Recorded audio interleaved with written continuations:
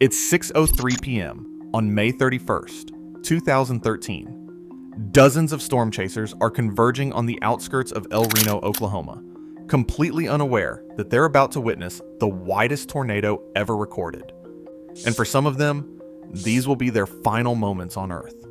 Just 11 days earlier, an EF5 tornado had carved a path of destruction through Moore, Oklahoma, killing 24 people. The state was still reeling, still burying its dead. But the atmosphere wasn't finished with Oklahoma. Not even close. Meteorologists had been buzzing with anticipation all week. This wasn't just another severe weather day. The numbers told a story that made even veteran forecasters nervous. A powerful trough was sweeping across the country, and by the morning of May 31st, it became crystal clear that something extraordinary was brewing. The Storm Prediction Center issued a moderate risk warning, a level 4 out of 5. But this wasn't an ordinary moderate risk. The atmospheric ingredients were coming together with terrifying precision. Surface temperatures climbed into the mid-80s, while dew point temperatures reached the mid-70s, creating air so thick and humid it felt oppressive just to breathe. CAPE values, a measure of atmospheric instability, were exploding past 5,000 joules per kilogram. To put that in perspective, anything above 3,000 is considered extreme. Values above 5,000 are exceptionally rare. Wind shear completed the deadly recipe.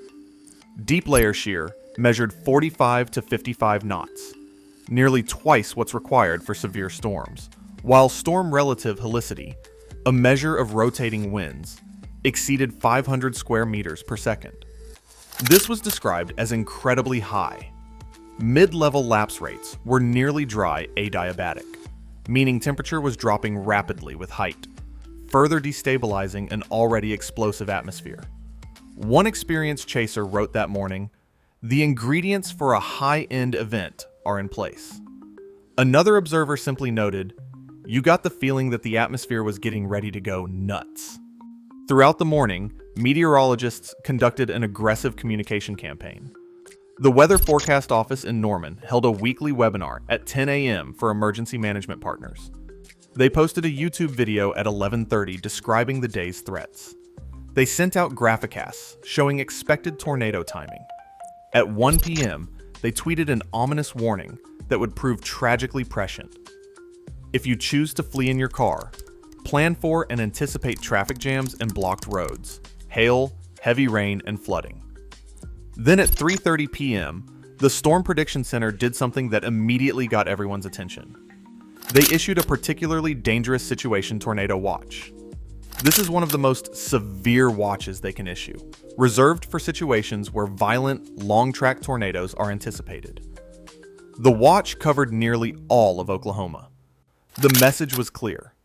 If you're in the path of these storms, your life is in danger. At exactly 6:03 p.m., about 8 miles west of Reno, the tornado touched down. Initially, it formed as several smaller vortices that rapidly merged together. Within moments, it was already appearing as a wedge tornado, wider than it was tall. For experienced chasers, this was the Holy Grail.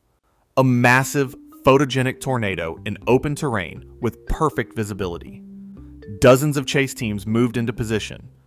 Among them was a man named Tim Samaras. At 55 years old, Tim was known as one of the safest, most respected storm chasers in the business.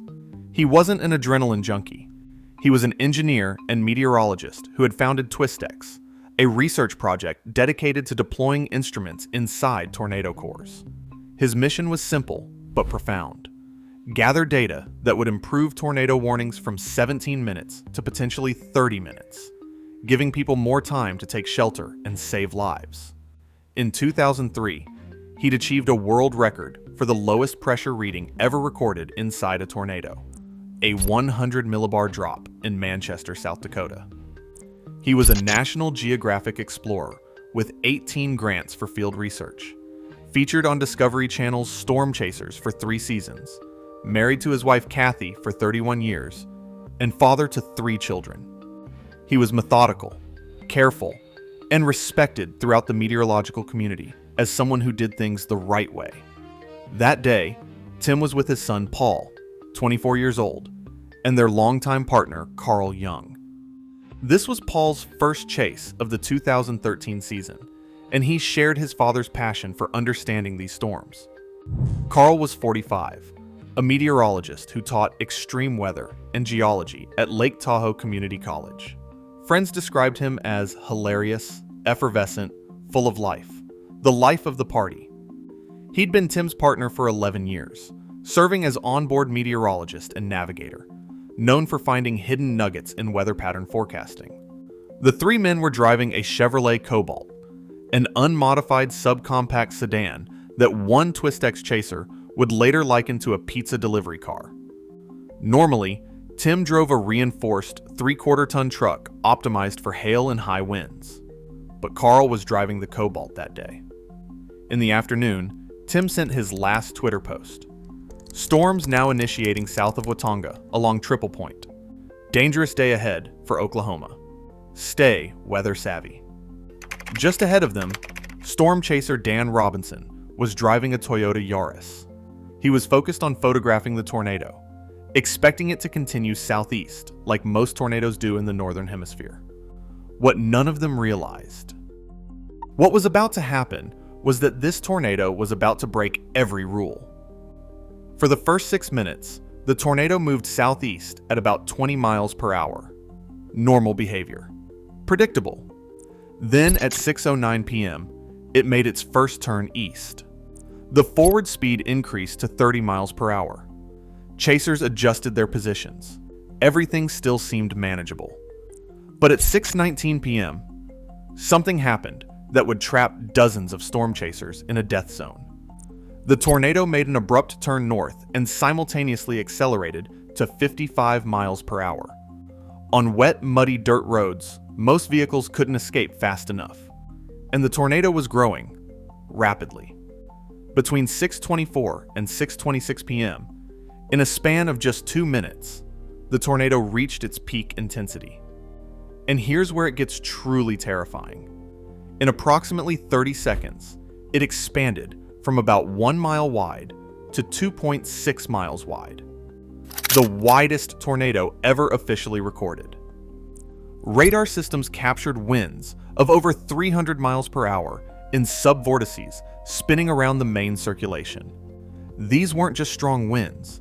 These were among the highest wind speeds ever measured on Earth, second only to the 1999 Bridge Creek Moore tornado.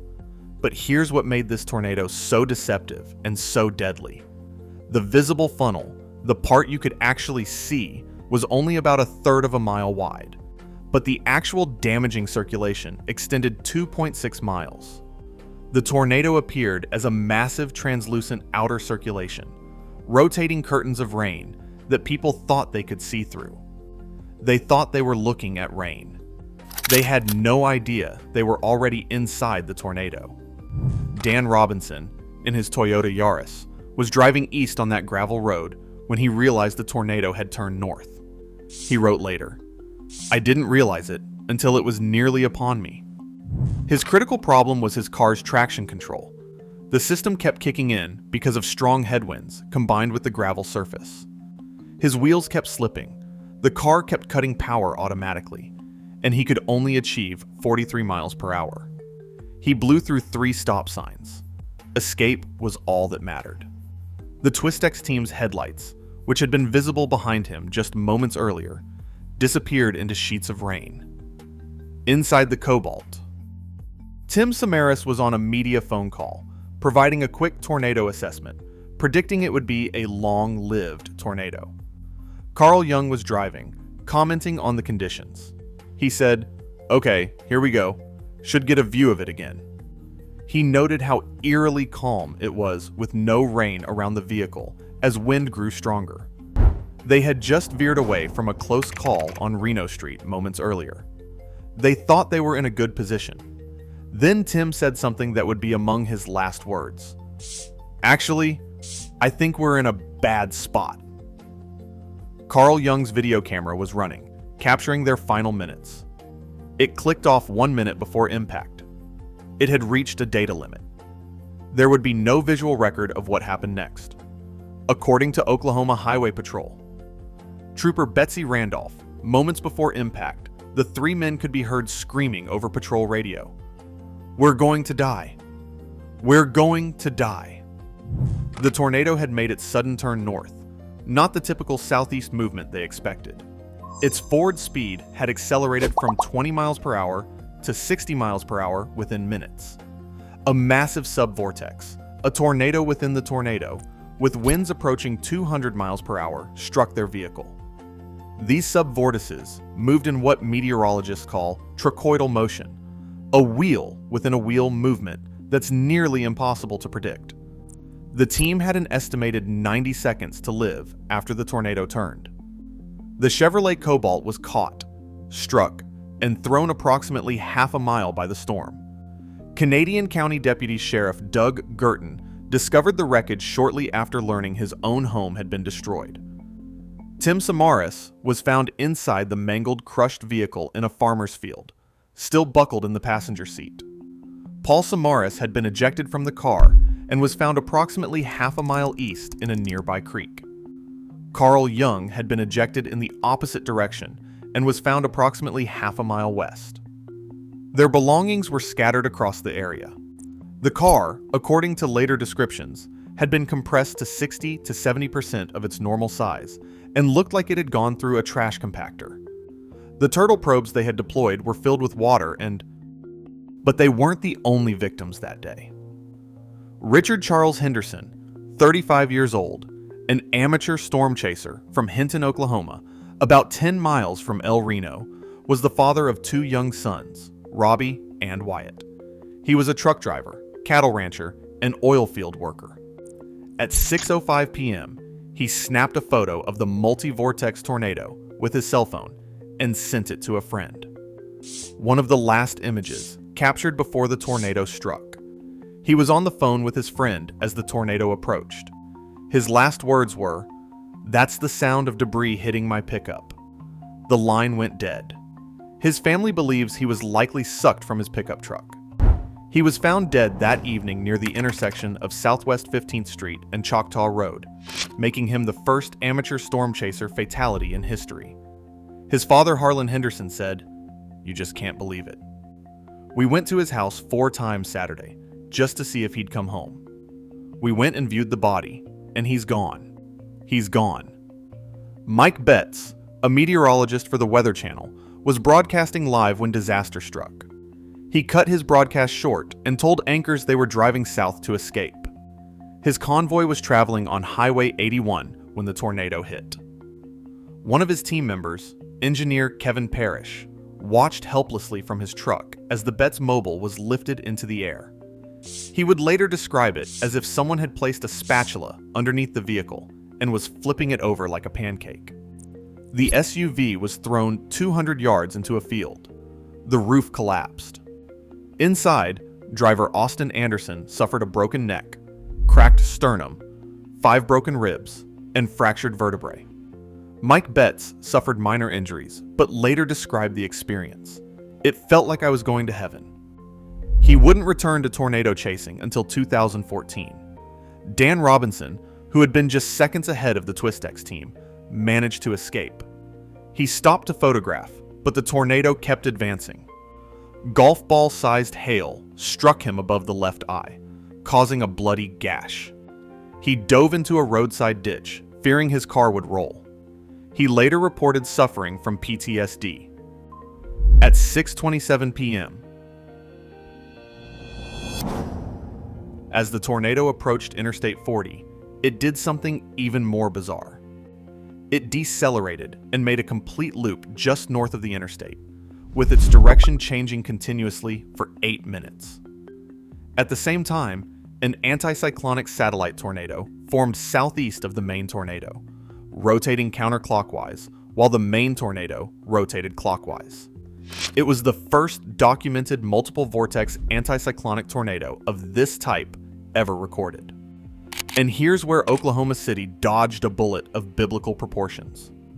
The tornado was projected to track directly toward the western portions of the Oklahoma City metro area. But instead of continuing east, it made that loop. Had it maintained its projected course over the congested highways where thousands of people were stuck in traffic, trying to evacuate, meteorologists estimated the death toll could have easily exceeded 500. Because that's what was happening on the ground. Controversial advice from local TV chief meteorologist Mike Morgan had suggested residents without storm shelters should get in their cars and evacuate south, contrary to recommended shelter-in-place guidance.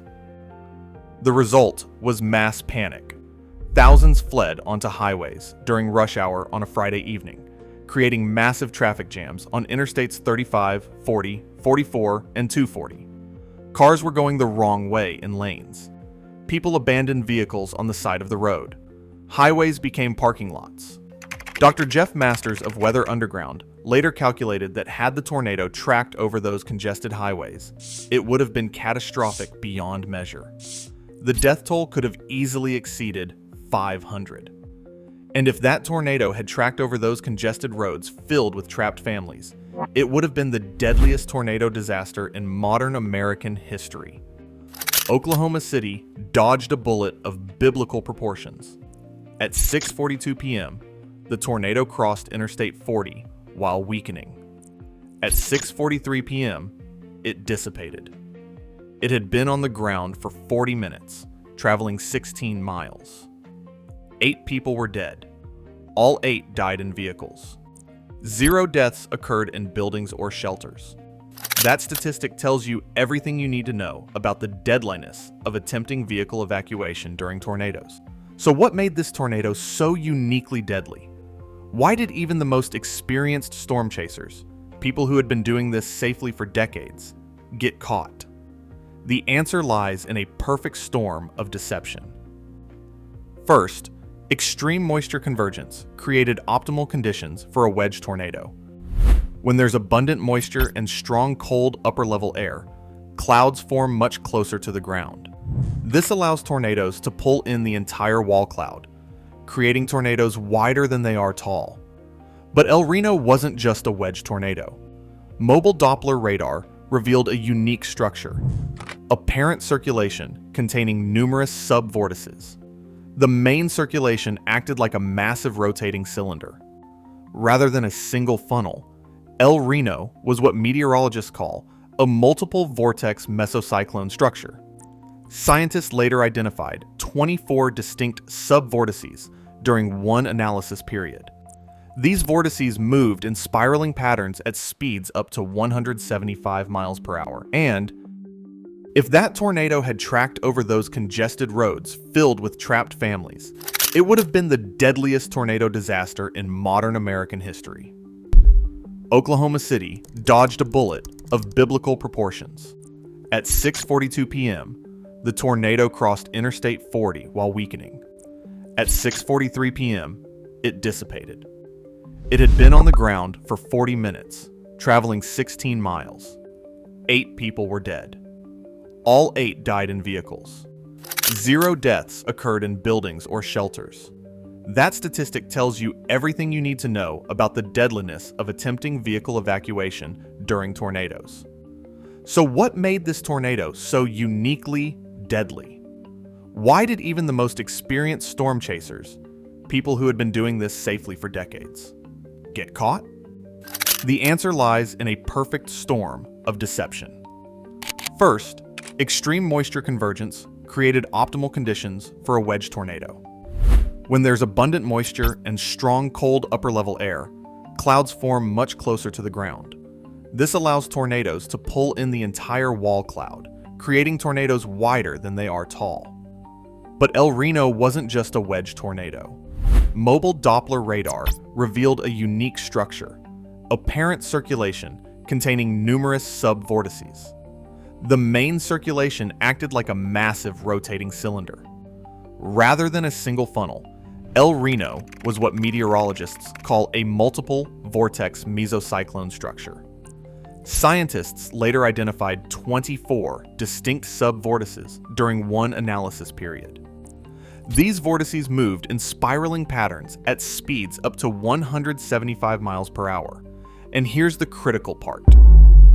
While the main funnel had winds around 185 miles per hour, the sub-vortices contained winds exceeding 300 miles per hour, EF5 level winds.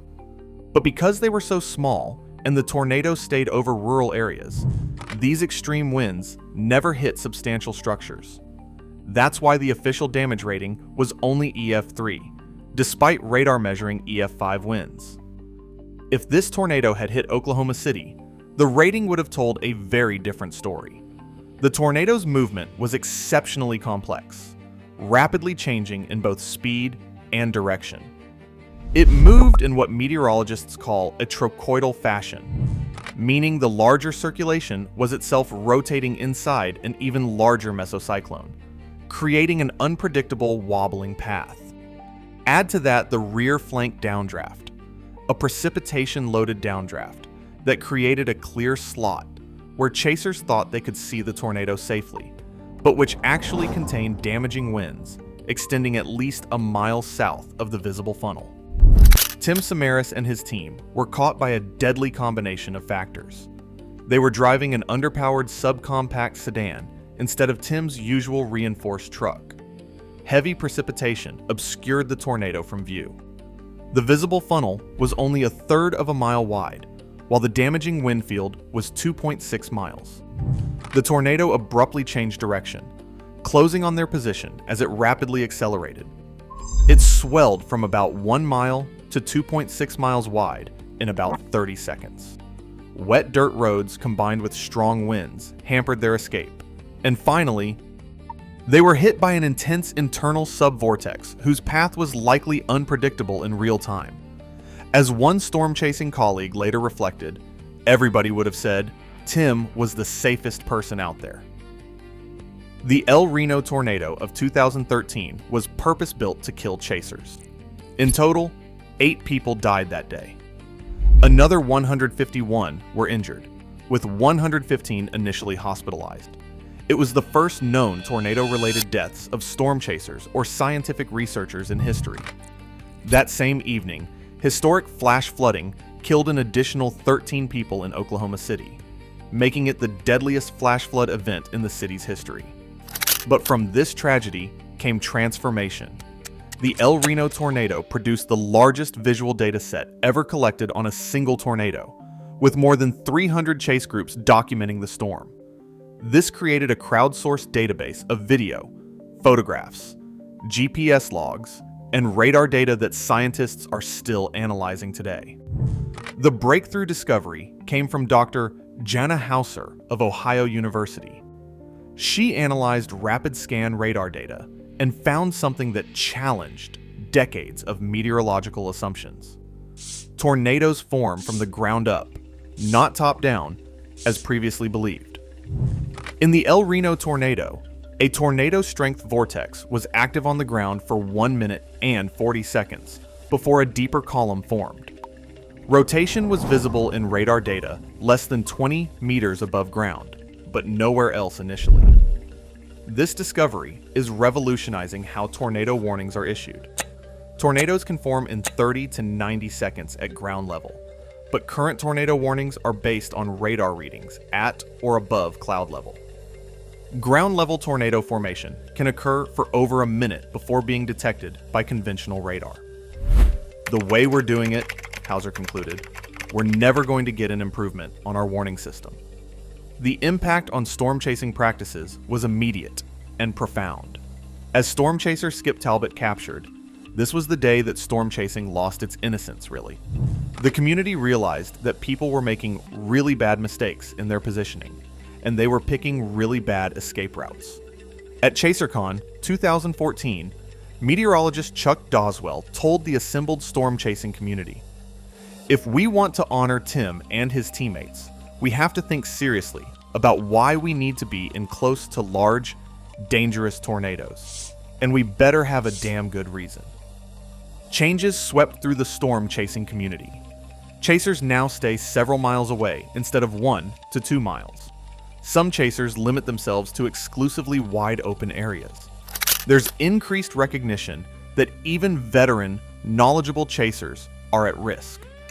Greater attention is paid to escape routes and multiple exit strategies. And there's widespread awareness that the visible funnel may be much smaller than the actual wind field. Mike Betts returned to chasing in 2014, but with new protocols.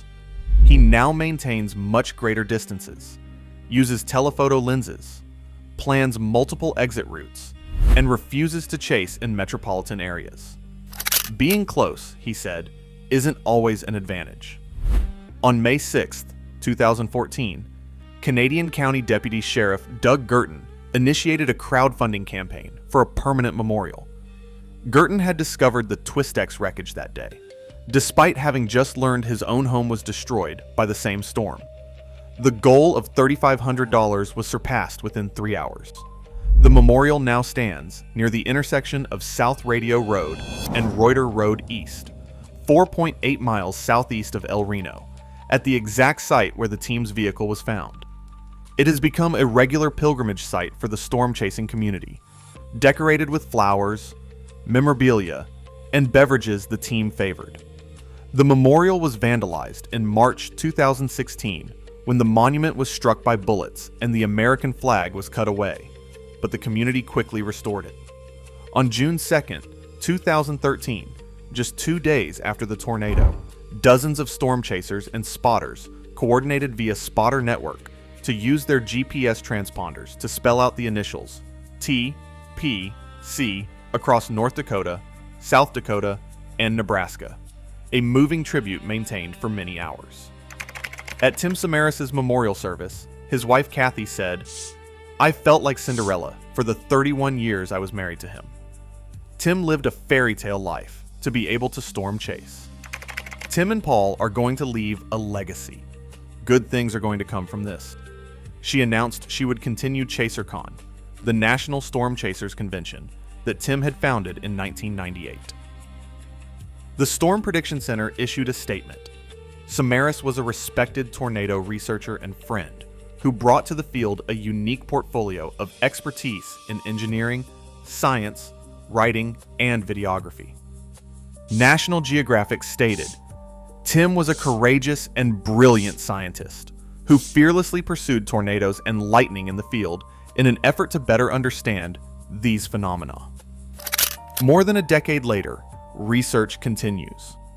Multiple papers have been published analyzing the tornado's structure, behavior, and the circumstances of the deaths. The data from mobile Doppler radars continues to be examined.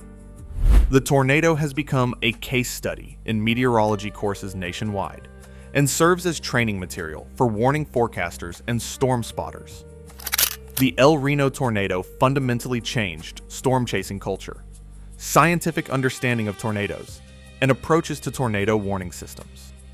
It demonstrated that even the most experienced, safety-conscious researchers are vulnerable to rapidly changing tornado dynamics, that tornadoes can behave in unprecedented ways with rapid growth, erratic path changes, and extreme width.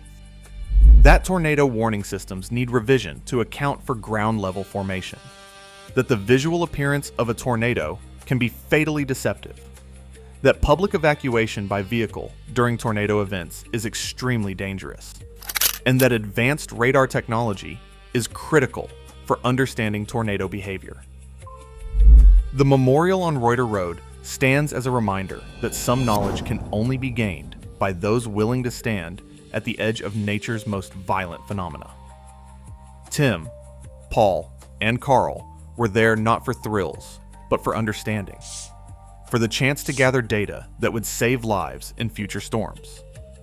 Their death prompted safer chasing practices, better radar technology deployment, revised warning strategies, and a deeper respect for the atmospheric.